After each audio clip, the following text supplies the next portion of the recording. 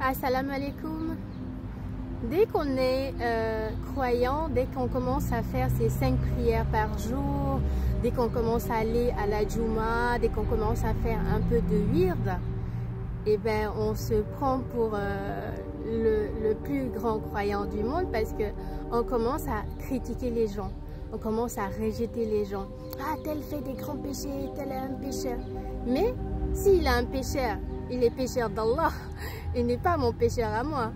Donc s'il fait quelque chose de mauvais, Allah nous l'a dit, tout mal vient de toi, tout bien vient d'Allah. Donc ce qui veut dire, lorsque tu fais du mal, il se le fait à lui-même, il se l'inflige à lui-même.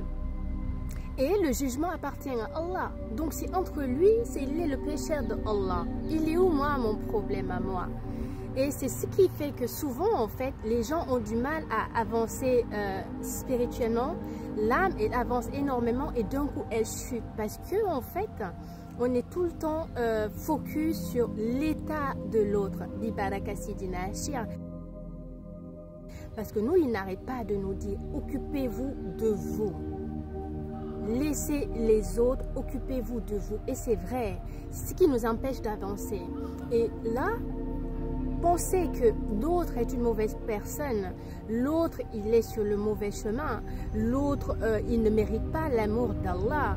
Qui suis-je pour le penser? Parce que Allah, dans le Coran, qu'est-ce qu'il a dit?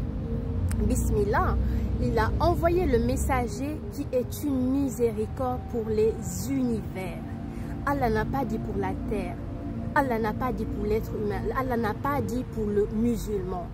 Allah n'a pas dit pour le croyant, Allah a dit pour les univers.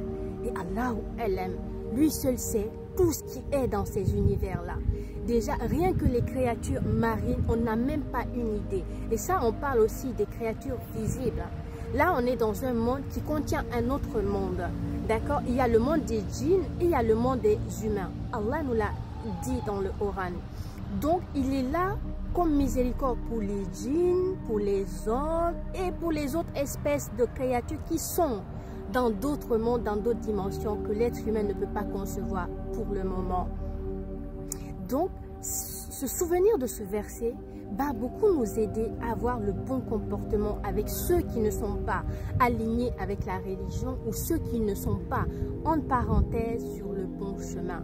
Parce que c'est le chemin que Allah lui a donné pour suivre. Il est à son rythme. Parce que lorsqu'on prend Sayyidina Muhammad alayhi wa sallam, lui, lorsqu'il est venu à son époque, il est venu dans un monde où il y avait l'idolâtrie. D'accord? Donc si lui, il était venu que pour diriger ceux qui croyaient en Allah, ceux qui étaient pieux à l'époque, ben, je ne pense pas qu'on aurait cette communauté aujourd'hui. Mais c'est parce qu'il est allé chercher ceux qui n'étaient pas sur le bon chemin. C'est parce qu'il a eu la miséricorde pour ceux qui étaient dans les ténèbres. Et Allah nous l'a dit aussi dans le Coran. Il est venu sortir les gens des ténèbres à la lumière. Donc nous sommes tous dans les ténèbres là. Allah n'a pas dit il est venu diriger ceux qui sont dans la lumière vers Allah.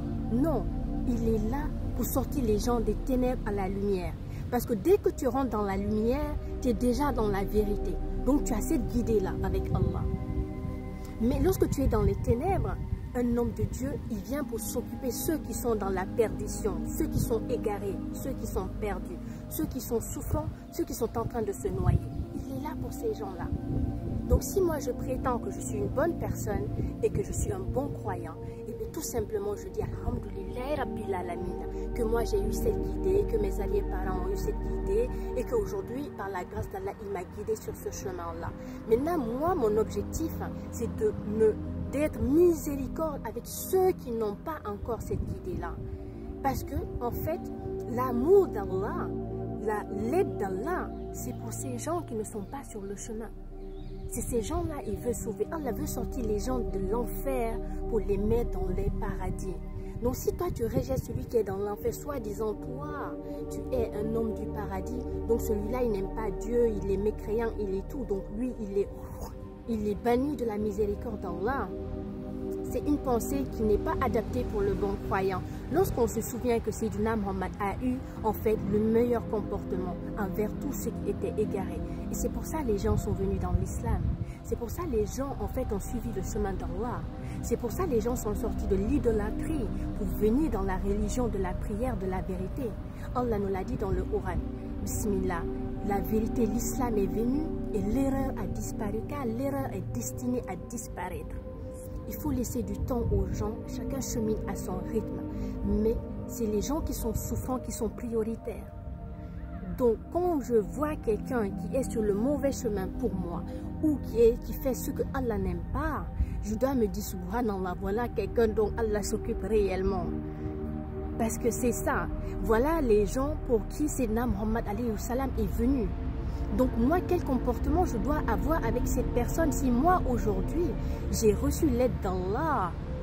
Donc je vais prier pour que Allah vienne en aide à celui-là aussi, mais sans jugement.